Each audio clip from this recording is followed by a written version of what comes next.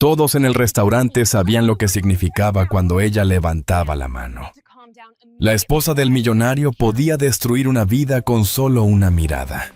Aquella noche gritó frente a todos, llamó inútil a la nueva camarera. Pero no imaginó que la joven no se arrodillaría. En silencio, con una sola acción, la hizo callar frente a toda la sala. Y desde ese momento nada volvió a ser igual. Y antes de seguir, permíteme desearte salud y paz. Dime, ¿desde qué país y a qué hora estás viendo esta historia? El aire de la flor dorada olía a vino blanco, a pan recién horneado y al miedo. Los cuchillos se movían con un ritmo tembloroso cada noche, justo antes de las 8, cuando la puerta de cristal se abría y doña Beatriz Llorente cruzaba el umbral.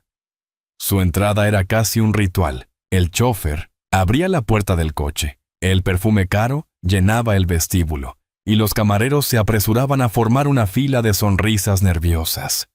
Nadie hablaba, nadie respiraba. Decían que Beatriz podía arruinar una carrera con una sola mirada. Algunos lo habían comprobado: un error en el vino, una servilleta mal doblada, y el trabajador desaparecía al día siguiente. Por eso la llamaban la Dama del Miedo. Aquella noche, una nueva camarera intentaba recordar cada instrucción de don Emilio, el jefe de cocina. Se llamaba Clara Mendoza, venía de Granada, y sus manos aún torpes con la bandeja delataban que no pertenecía a aquel mundo de copas finas y cubiertos de plata. 3 meses atrás, había perdido su trabajo como asistente de investigación en un periódico local. El cierre del departamento la había dejado sin rumbo, y ahora, con un delantal prestado, servía mesas en un restaurante que costaba más que su sueldo mensual entero. «Ten cuidado, chica», le susurró don Emilio, secándose las manos con un paño. «Cuando ella entra, hasta el aire cambia». Clara asintió con una sonrisa débil. Sus ojos se posaron en la mesa 12, donde un florero con lirios blancos esperaba como un altar. Y entonces ella llegó. Doña Beatriz caminaba con una elegancia fría, sus tacones resonando en el mármol, como si marcaran el paso de un ejército invisible. Llevaba un vestido color marfil, un collar de perlas y unos ojos azules tan duros como el cristal. Detrás, su esposo, don Ricardo Llorente, seguía en silencio con la expresión cansada de quien lleva años viviendo en una jaula dorada. Beatriz se sentó, levantó apenas la mirada y ordenó aguas. Agua sin gas, con limón. Su voz era baja, pero tan firme que los camareros se dispersaron de inmediato. Clara se acercó con la jarra, intentando no derramar ni una gota. Cuando el agua cayó en el vaso, 2 pequeñas gotas salpicaron el mantel. Un segundo de silencio bastó para helar el ambiente. Beatriz la miró y dijo con una sonrisa helada: «No pasa nada». Pero en su tono había algo más peligroso que el enojo, el desprecio. Durante la cena, Clara observó desde lejos. Beatriz hablaba poco, corregía a todos. Mandó devolver el vino porque tenía un sabor común, y se quejó de la luz, asegurando que hacía ver viejo a su marido. Ricardo no respondió.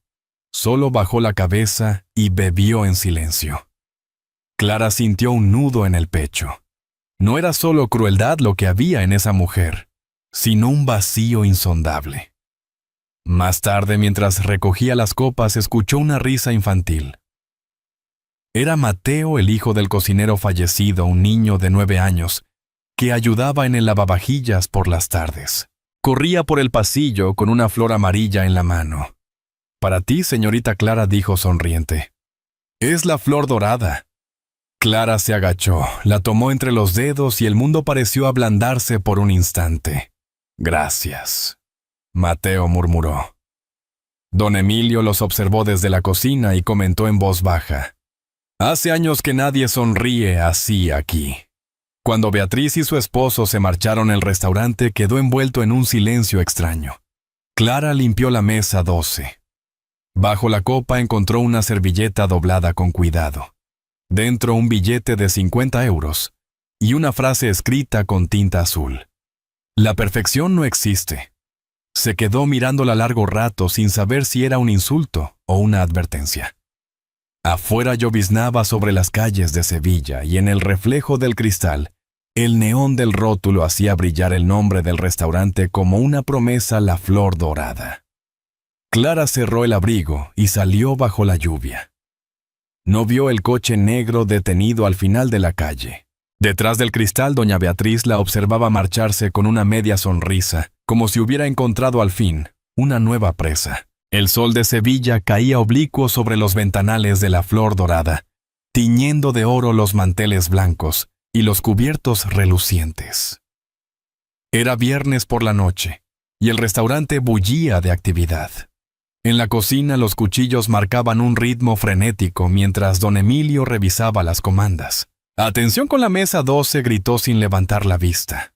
Todos sabían lo que eso significaba. Clara sintió un estremecimiento en el pecho. Era la segunda vez que servía a doña Beatriz Llorente. Desde aquella primera noche la mujer no había vuelto, pero los rumores seguían flotando en el aire que había despedido a un camarero solo por ofrecerle pan equivocado, que había hecho llorar al maître por confundir el vino. Clara trató de no pensar en eso mientras se ajustaba el delantal. Cuando el reloj marcó las 8:30, el murmullo cambió de tono. El chofer de Beatriz entró primero comprobando la mesa. Luego, ella apareció envuelta en un vestido color borgoña, el cabello recogido en un moño perfecto. A su lado Ricardo caminaba como una sombra. La conversación de las otras mesas se apagó por instinto. Clara respiró hondo y se acercó con la sonrisa ensayada. «Buenas noches, doña Beatriz, don Ricardo. Es un placer atenderles de nuevo». Beatriz ni siquiera levantó la vista. «Lo dudo», respondió con suavidad cortante.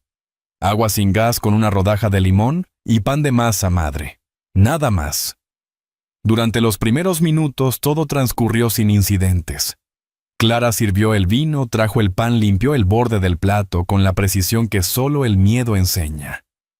Pensó que tal vez la noche pasaría tranquila. Pero Beatriz alzó la mano. «Quiero el gazpacho», dijo. «El de siempre, bien frío». Clara transmitió el pedido y 10 minutos después salió de la cocina con el plato humeante del frío. Lo colocó con cuidado frente a Beatriz. La superficie roja brillaba bajo las luces del techo, perfecta. Pero apenas la mujer tomó la cuchara, frunció el ceño. «Está caliente», anunció en voz alta. Los murmullos cesaron. Clara parpadeó confundida. Del cuenco salía una ligera neblina de frío. Sabía que era imposible. «Disculpe, señora», dijo con respeto, «lo acaban de sacar del refrigerador». «¿Me estás contradiciendo?», preguntó Beatriz sin levantar la voz. Su tono bastó para helar el aire. El gerente don Petón apareció de inmediato nervioso con una servilleta en la mano. «Perdone, señora, podemos preparar otro». «No quiero otro», lo interrumpió Beatriz. «Lo que quiero es que mis estándares sean respetados. Tan difícil es servir una sopa fría en este país». Las risas incómodas de algunos clientes llenaron el silencio. Clara sintió que la garganta se le cerraba. El gazpacho seguía intacto, pero la escena ya era una ejecución pública. «No se preocupe, señora», consiguió decir ella, «lo cambiaré de inmediato». No repitió Beatriz apoyando una mano en el plato. «El momento ya está arruinado». Ricardo suspiró cansado. «Beatriz, es solo una sopa». Ella lo fulminó con la mirada. «Nunca es solo una sopa. Es una cuestión de respeto». Clara sostuvo la mirada de la mujer sin bajar los ojos. Algo en su interior, tal vez el eco de su antiguo trabajo de periodista, se encendió. No era miedo. Era la intuición de estar ante alguien que necesitaba humillar para sentirse viva. «Tiene razón, doña Beatriz», respondió serena. «Me aseguraré de que no vuelva a suceder». No hubo temblor en su voz. Ese detalle, esa calma inesperada descolocó a la clienta. Beatriz bajó la cuchara lentamente como si el control se le escapara por los dedos. El resto de la cena transcurrió en silencio. Ricardo apenas habló y Beatriz jugó con la servilleta nerviosa.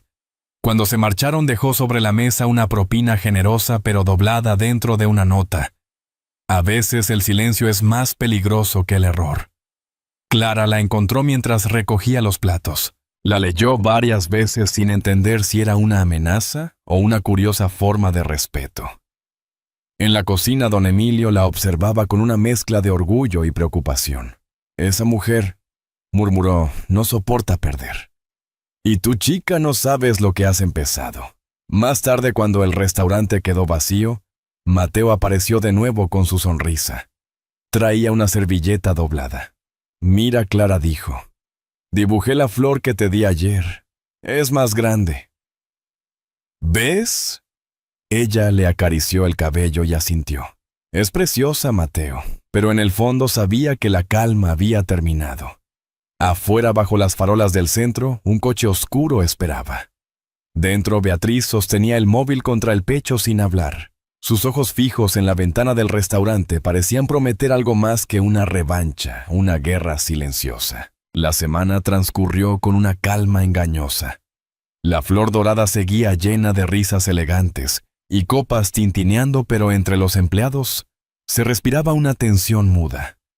Desde el incidente del gazpacho, doña Beatriz no había vuelto, y algunos pensaron que la tormenta había pasado. Pero Clara sabía que no. Había en el aire una sensación de algo suspendido, como si el restaurante mismo contuviera la respiración. Una tarde de martes, el sol entraba oblicuo por los ventanales y pintaba el suelo de tonos ámbar. Mateo estaba sentado en una esquina del pasillo dibujando sobre servilletas con un lápiz pequeño. Cuando Clara se inclinó para ver, notó que el niño garabateaba un rostro de mujer con un vestido largo. ¿Quién es?, preguntó sonriendo. La señora del cuadro, respondió él sin apartar la vista a la que sale en la pared del salón grande. Clara recordó el retrato que colgaba sobre la mesa 12, una mujer joven de cabello rubio, con una flor amarilla en el pecho. ¿Te gusta ese cuadro? Sí. Mateo dudó, pero es raro. Mi papá decía que esa señora antes tenía otro nombre.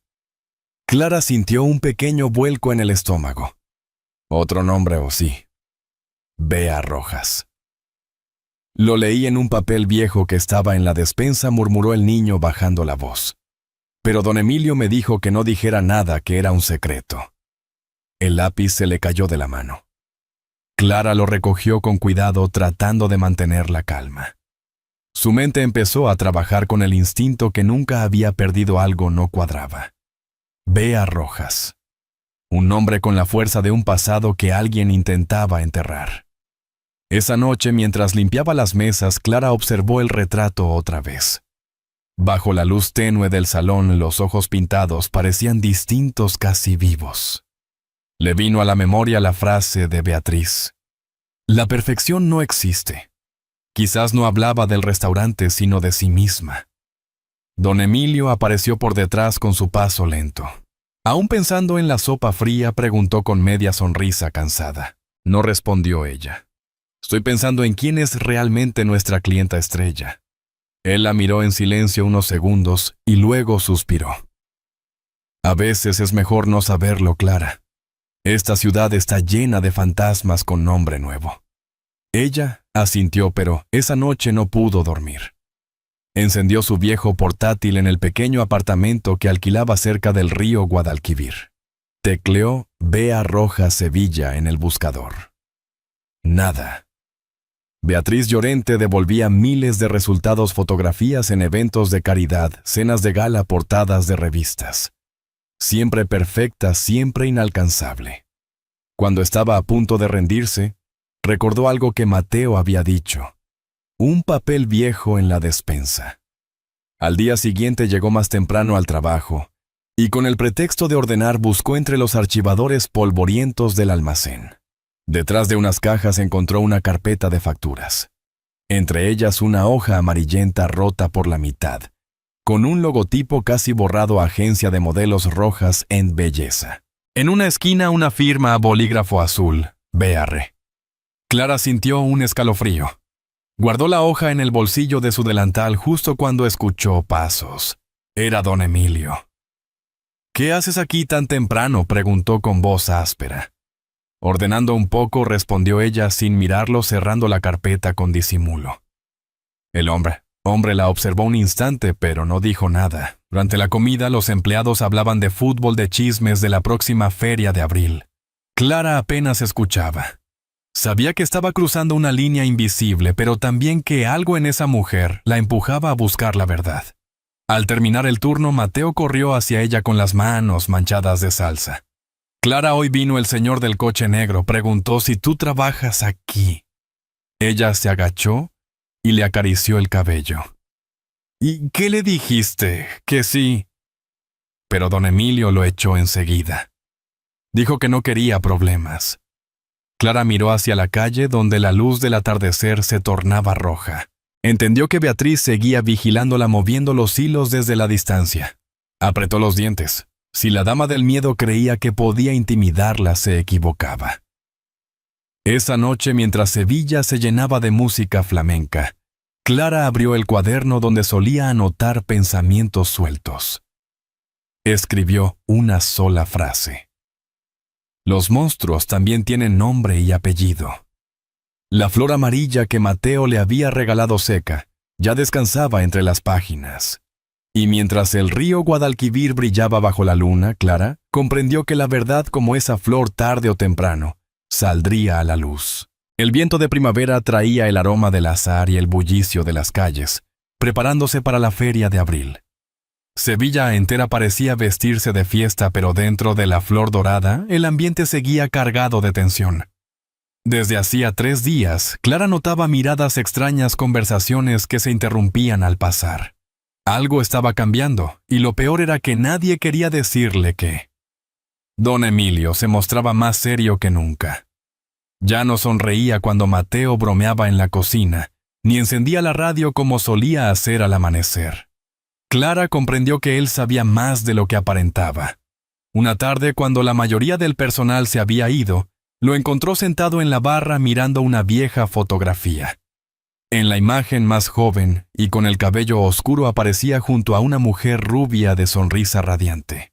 En el borde del retrato, escrito con bolígrafo, podía leerse: «Para Emilio, con gratitud». B.A.R. Clara se acercó despacio. Era ella. «¿Verdad?», preguntó en voz baja. El hombre levantó la vista sorprendido. «¿Dónde viste ese nombre?» «En una hoja vieja del almacén». «¿Y Mateo?» Lo mencionó sin querer. Emilio suspiró guardando la foto en su chaqueta. «No debiste remover el pasado, muchacha. Hay heridas que nunca se cierran». Clara lo miró fijamente. «Entonces es cierto». Doña Beatriz fue Bea Rojas. Lo fue, admitió él con voz grave. Hace más de 20 años. Era modelo, vivía en un piso pequeño en Triana. Trabajaba duro, soñaba con abrir su propia agencia. Pero un accidente cambió todo. Un accidente. Emilio asintió. Un incendio en su apartamento. Dicen que perdió a su hermana pequeña. La única familia que tenía. Desde entonces desapareció. Cuando volvió ya no era Bea Rojas. Era Beatriz Llorente, esposa del empresario más poderoso de Sevilla. El silencio que siguió fue pesado. Clara trató de procesar la historia. «Y nadie lo sabe». «Solo unos pocos», respondió Emilio. «Y todos preferimos olvidarlo». «Pero ella no lo olvidó», murmuró Clara. «Por eso necesita controlarlo todo, humillar, destruir. Porque no puede perdonarse». Emilio la observó con tristeza. «Ten cuidado, chica. Cuando uno intenta rescatar a alguien que se ahoga en su propio pasado, puede acabar hundiéndose con él». Esa noche, Clara salió del restaurante con el corazón encogido. Caminó por la orilla del Guadalquivir, dejando que el aire fresco le despejara la mente. Las luces del puente de Triana se reflejaban en el agua como hilos dorados. Por primera vez sintió compasión por Beatriz, una mujer atrapada en su propio disfraz. De pronto su teléfono vibró. Un número desconocido. Clara Mendoza, dijo una voz femenina al otro lado. «Sí, soy yo. No me cuelgues. Necesito verte». «Soy Beatriz». Clara se detuvo en seco. Su corazón latía tan fuerte que casi le impidió hablar. «¿Qué quiere de mí?», preguntó con cautela. Solo conversar. Mañana a las 7 en el café de los jardines de Murillo. No le digas a nadie. La llamada se cortó. Clara se quedó mirando el reflejo del río confundida entre el miedo y la curiosidad. Al día siguiente, llegó puntual. El café estaba casi vacío. Los árboles lanzaban sombras suaves sobre las mesas. Beatriz apareció puntual vestida de negro sin maquillaje, apenas reconocible. «Gracias por venir», dijo sentándose frente a ella. Durante unos segundos ninguna habló.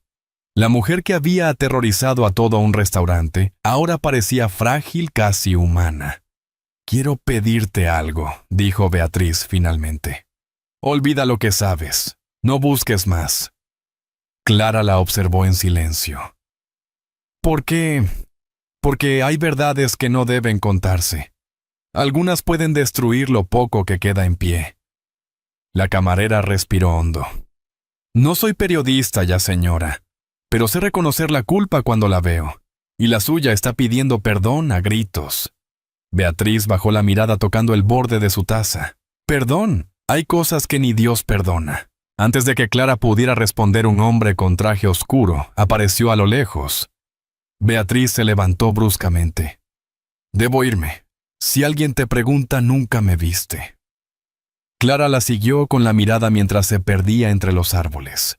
Sobre la mesa quedó una flor amarilla, la misma que Mateo le había regalado días atrás. Y fue entonces cuando lo comprendió todo. Estaba conectado, y aquel niño de algún modo formaba parte de la historia que Beatriz intentaba ocultar. Clara no durmió esa noche. La imagen de Beatriz sin joyas ni maquillaje repitiendo la palabra culpa le daba vueltas en la cabeza. Algo se había quebrado en la mujer más temida de Sevilla, y ella lo había visto. Pero lo que no sabía era que la grieta recién empezaba a abrirse. A la mañana siguiente, Mateo no apareció en la cocina. Don Emilio estaba inquieto revisando el reloj una y otra vez. «Es raro», murmuró. «Su tía siempre lo trae antes de las 8. El tiempo pasaba y el pequeño no llegaba. Cuando dieron las 9, Clara sintió un nudo en el estómago. «Voy a buscarlo», dijo quitándose el delantal.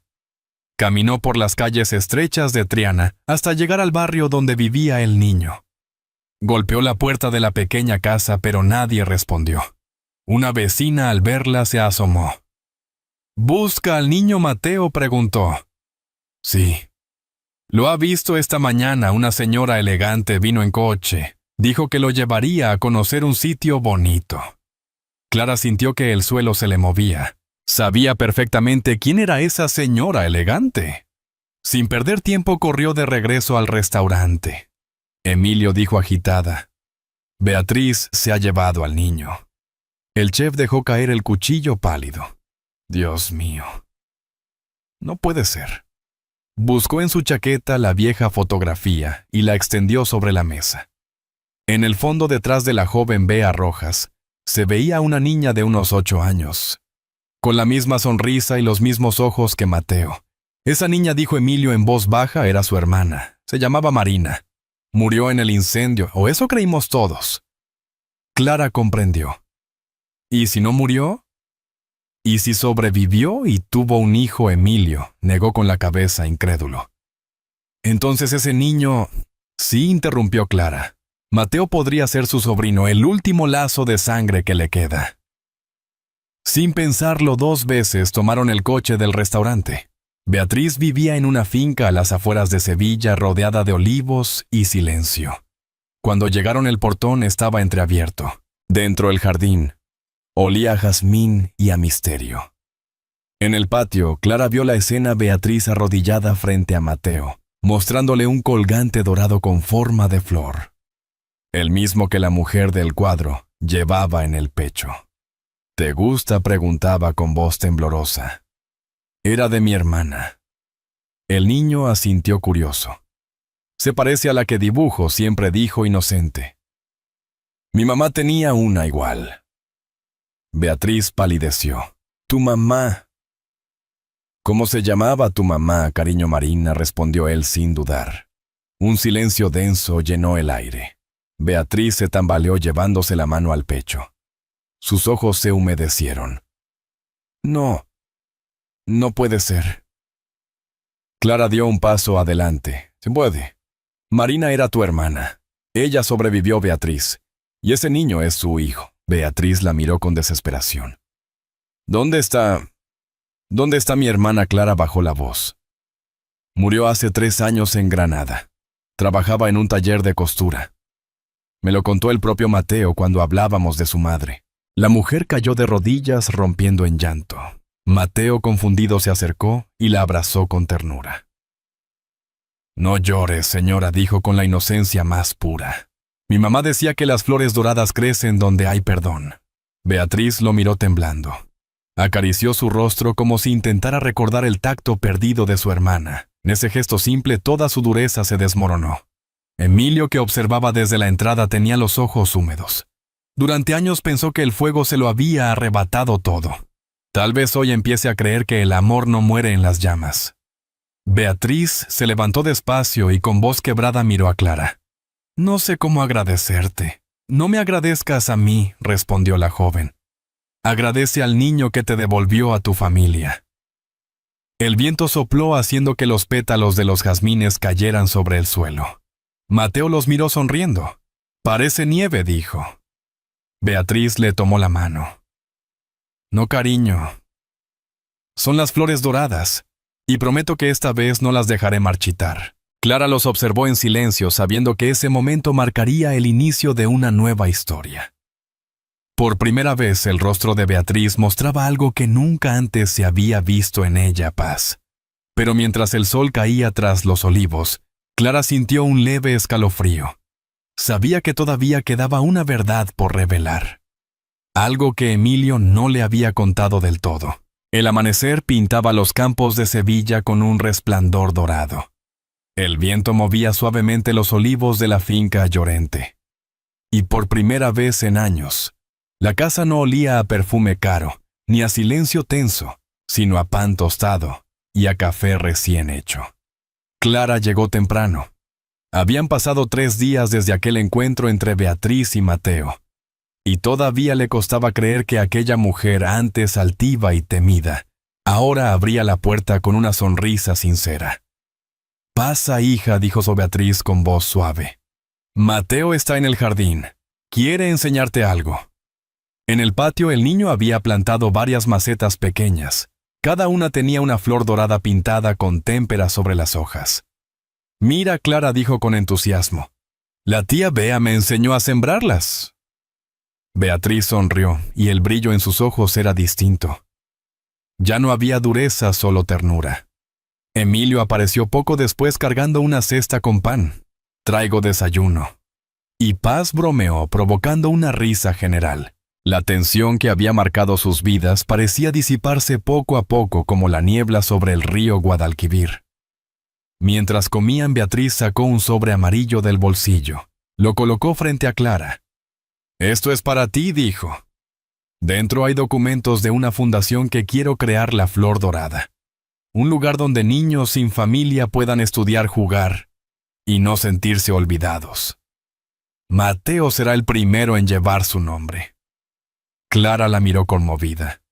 «Es una hermosa manera de honrar a tu hermana». Beatriz asintió. «Durante años creí que mi éxito podía tapar mis heridas. Pero el dinero no reconstruye lo que el amor derrumba. Tú me hiciste verlo».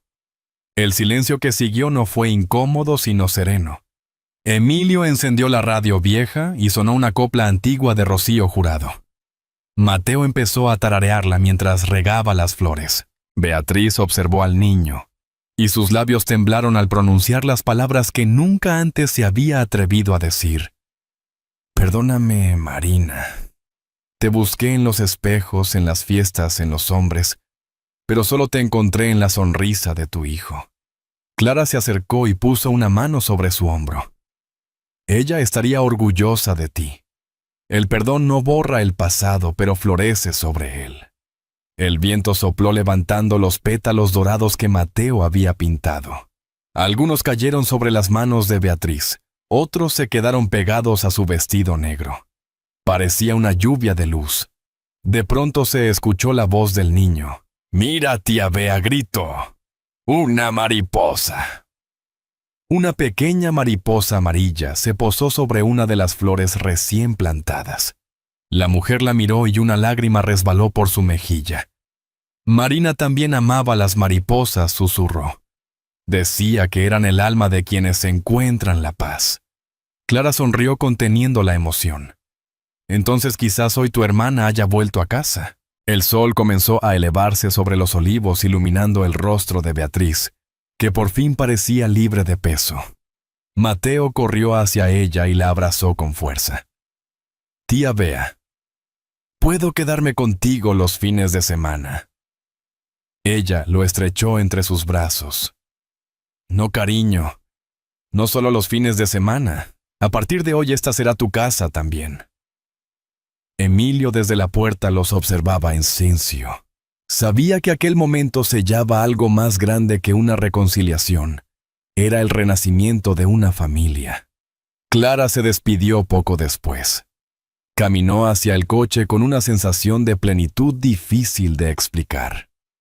Antes de arrancar, miró hacia el jardín Beatriz y Mateo reían juntos rodeados de flores doradas. Sacó su cuaderno y escribió una última línea sencilla y verdadera. A veces la vida te lleva hasta la herida exacta que debes ayudar a sanar. Y en ese acto sanas tú también. Mientras se alejaba por el camino bordeado de naranjos, el aire olía a azahar a pan y a una paz que solo nace cuando el perdón florece. A veces los amaneceres más bellos llegan después de las noches más largas. En aquella casa rodeada de olivos, el perfume del café y el canto de los gorriones reemplazaron por fin al silencio y al miedo. La mujer que un día fue temida en Sevilla había aprendido a sonreír otra vez, y aquel niño con su inocencia había logrado unir lo que el fuego del pasado separó. Fue el perdón, no el tiempo, quien curó las heridas.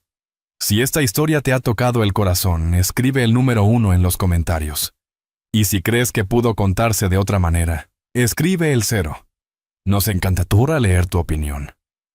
De todas las lecciones que deja esta historia, quizás la más profunda sea que el amor verdadero no necesita sangre para crear familia. A veces basta un gesto, una palabra o una mano extendida para transformar un destino entero. Porque la bondad no se mide en lo que damos, sino en lo que sanamos al dar. Y cuando perdonamos, no solo liberamos al otro, sino también a nosotros mismos. La vida, al fin y al cabo, nos ofrece siempre una segunda oportunidad, la de elegir la ternura en lugar del orgullo, la empatía en lugar del silencio. Como una lámpara encendida junto a la ventana en una noche oscura, un acto de amor puede guiarnos hacia el amanecer que creíamos perdido. Tómate un momento para reflexionar. Quizás en algún rincón de tu vida aún haya una historia que espera ser perdonada, un abrazo que todavía no diste, una flor dorada que necesita florecer. Y si este relato ha tocado tu alma, compártelo con alguien que necesite creer que siempre hay luz después del dolor. Porque al final lo que nos salva no es la riqueza ni el poder, sino la capacidad de amar y de empezar de nuevo.